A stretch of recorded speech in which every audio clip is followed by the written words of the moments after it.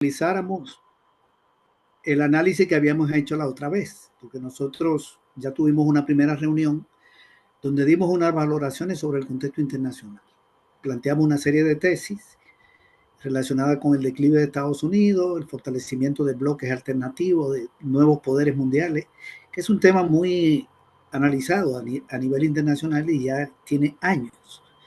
Y nos centramos al final en las estrategias del gobierno de Trump. ¿Por dónde venía Trump?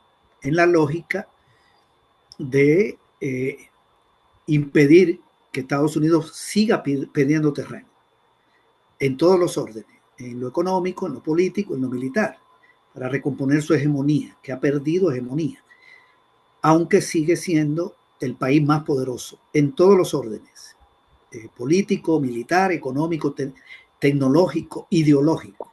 Sigue siendo la primera potencia planetaria, en mi opinión. De ahí están los datos que respaldan muchas de estas cosas. Pero ha perdido terreno, mucho terreno. Y ya no puede imponer su política a su antojo. Aparte de que ha perdido terreno en la parte económica, comercial, tecnológica, política, también sus estrategias han estado fracasando. Las estrategias que se implementaron en el gobierno, sobre todo en el gobierno de Bush, en el de Obama, el primero de Trump, el de Biden. Ahí se diseñó toda una estrategia de cerco a Rusia, de control de América Latina a través del ALCA, el Plan Puebla-Panamá, la militarización, de control de los países árabes y del Medio Oriente a través de la invasión en Afganistán, en Irak, luego el ataque a Siria, el ataque a Libia, ya con Obama. En fin, ellos han aplicado muchas estrategias, pero el mundo no logran recomponerlo en función de sus intereses y siguen perdiendo terreno. Entonces llegó Trump. Yo identificaba 7 aspectos en los que iban a trabajar, 7 componentes de la estrategia. Obviamente, esto va cambiando. Puede ser que incorporen nuevos elementos, que desechen otros elementos. Una estrategia se elabora para 4 años, pero sobre el camino un componente puede ser eliminado, pueden aparecer otros. Y yo me quiero referir a los 7 componentes y cómo van las cosas. Voy a hacer el análisis a partir de esa estrategia de Estados Unidos y también incorporando otros elementos de contrapeso, lo que ha venido pasando en estos meses desde que nos vimos la primera vez.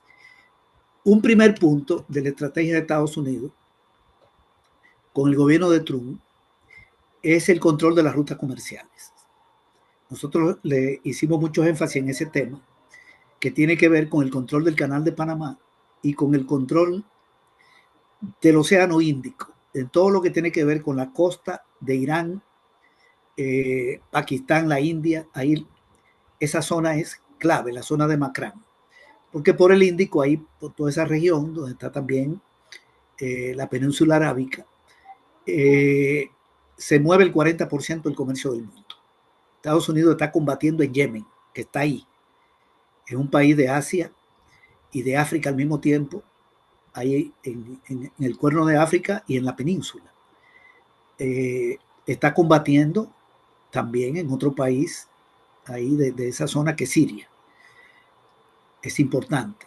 Está combatiendo en Libia, que está en África, pero que tiene mucho petróleo y el mejor petróleo del mundo.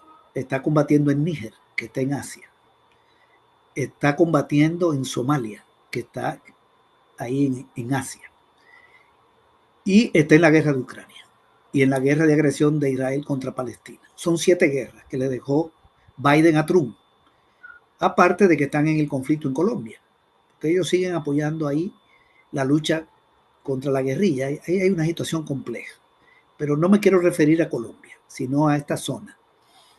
El control de las rutas comerciales es fundamental para detener el avance de China, sobre todo de China. Golpear a China en el terreno de la producción para que la producción de China se vea afectada no es tan fácil. Lo están intentando.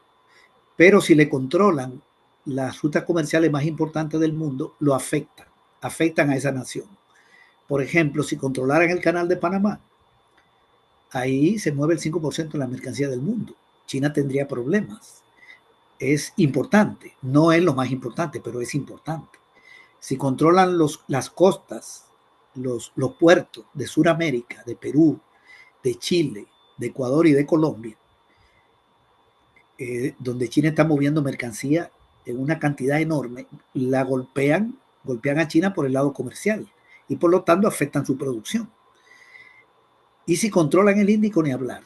Hay otra ruta muy importante que es el Canal de la Mancha, pero ahí es muy difícil, porque eso significaría meterse en conflicto con Europa. No van a pelearse con sus aliados a ese nivel.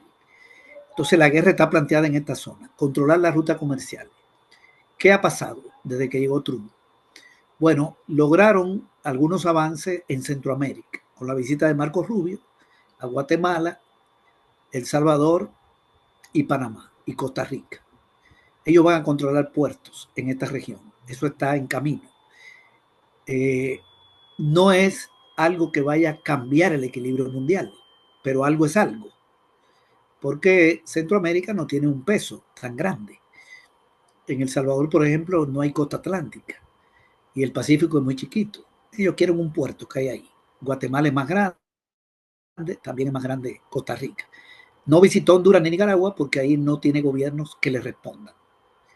Pero bien, digamos que hay un avance ahí en cuanto a eso. En Guatemala fue claro, no queremos chinos aquí.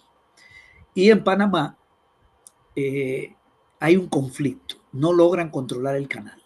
Esto es importante, lo de Panamá. Porque ellos lograron que Panamá saliera de la ruta de la seda.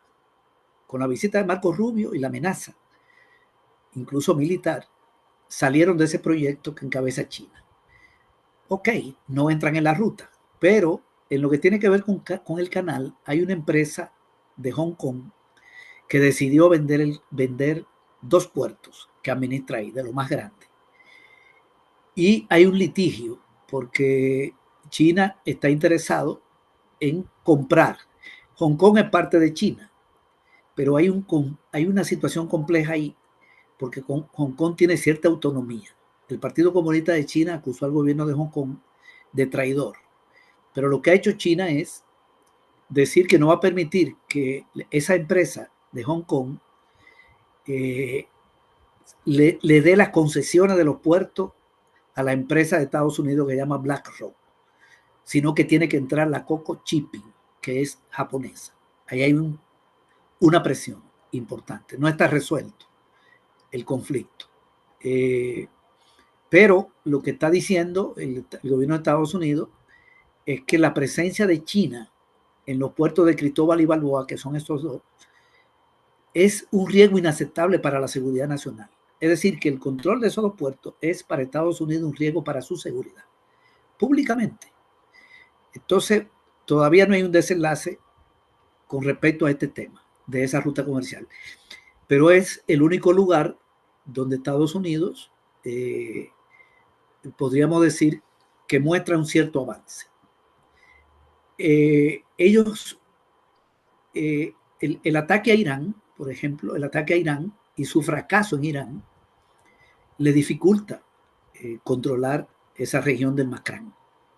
La costa de Irán, que ellos necesitan controlarla, que junto con Pakistán tiene 1000 kilómetros.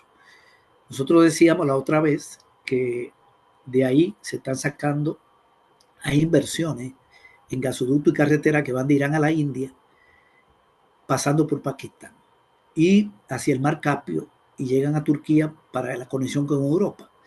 Todo eso está financiado en el marco de la Ruta de la Seda. Ahí están construyendo 27 ciudades en la costa de Irán. Irán tiene al lado a Irak, que está gobernado por los chiitas, que es aliado del gobierno de Irán. Este fracaso en ese conflicto también es un fracaso en el intento de controlar esa ruta comercial. Pero lo otro es que China ya anunció que tiene un estudio, iniciaron un estudio con Brasil, lo anunciaron Brasil y China, para construir un tren que va desde un estado que se llama Mato Grosso, en Brasil, que está en el centro oeste de Brasil, no llega al Atlántico, pero está cerca. hasta el puerto Chancay de Perú, que es un puerto que está administrado por Perú y China. Fue construido por China. Dicen que es el puerto más grande del mundo. Hay que recordar que Perú es el principal, tiene a China como su principal socio comercial. Es el país donde más exporta. Para China, Brasil, Perú también es un socio importantísimo. Y Brasil tiene a China como el país donde más vende. Y Brasil es uno de los países donde Brasil más vende. Entonces quieren sacar mercancía de Brasil hasta Perú, hasta la costa, y de ahí para China. Y al revés, de China llegando a la costa de Perú hasta Brasil. También está planteada la posibilidad de que llegue hacia un puerto chileno. Estados Unidos no ha dicho nada. Y lo que dijo el gobierno de Perú fue que están esperando que eso ya se concrete. Es una inversión de 10.000 millones de dólares. Enorme. La presidenta del Consejo de Ministros de Perú dijo que tiene que autorizarlo el Ministerio de Transporte de Perú. Pero dijo lo siguiente la canciller, y aquí voy a leer. La canciller dijo, el Perú es un socio inescapable de esto, inescapable. Pero tenemos todavía que ver cómo lo vamos a implementar. Es decir, que el gobierno de Perú está de acuerdo con esta inversión. Este es un revés para Estados Unidos. Entonces, cerrando esta estrategia de controlar de la ruta comercial, solo hay avance en Centroamérica, la guerra de Irak contra Irán le dificulta el control ahí, y China sigue avanzando en Sudamérica, fundamentalmente con estas inversiones. Obviamente China está invirtiendo en muchos otros sitios. Yo estoy hablando de lo que ha sucedido entre la última reunión que tuvimos, este grupo, hasta hoy, ¿verdad? Este es el avance. La otra estrategia de Estados Unidos tiene que ver con los aranceles. Bien, aquí lo que ha mostrado Trump es que lo va a poner, aplaza el momento de inicio, lo aplaza, y ha venido utilizando el arancel como un arma de lucha política para presionar gobierno, para someter gobierno, porque afectan las exportaciones de todos los países de Estados Unidos. Bien, luego dijo que los aranceles van a entrar en vigencia en agosto, o sea, el mes que viene. Y ha logrado 6 tratados comerciales, uno con Reino Unido, solamente 6 de más de 190 países que hay en el mundo. Le va a poner un arancel de 10% a los productos que entran de Inglaterra a Estados Unidos. Es decir, le dijo, no va a ser 25, sino 10. A partir del 1 de agosto, 10. Y Estados Unidos acepta que Inglaterra le venda una cuota enorme de vehículos, creo que son 100.000, Reino Unido. Y también va a importar acero y aluminio, sin aranceles. O sea que Inglaterra se beneficia de venderle más vehículos y estos 2 minerales.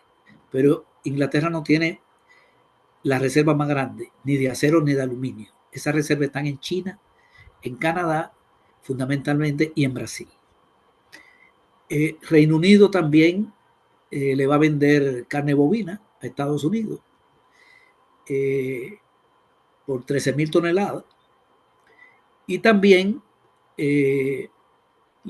los productos farmacéuticos van a tener un trato preferencial en Estados Unidos. Ese es más o menos el acuerdo. Estados Unidos necesita ese acero y ese aluminio. Y le abrió la posibilidad de que le venda productos farmacéuticos, más vehículos y carne a Estados Unidos. Bien, aparentemente quien gana en el acuerdo es Inglaterra, pero Estados Unidos necesitaba esos minerales. Esto fue en mayo. En junio hizo un acuerdo con China. Llegó a un acuerdo con China.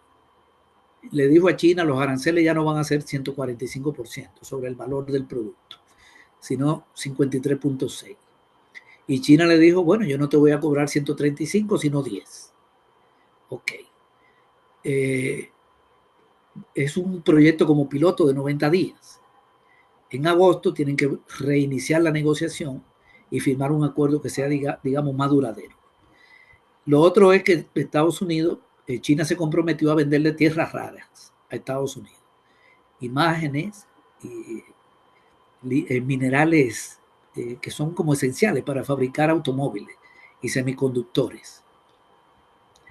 Y Estados Unidos le permite a China tener acceso a los software para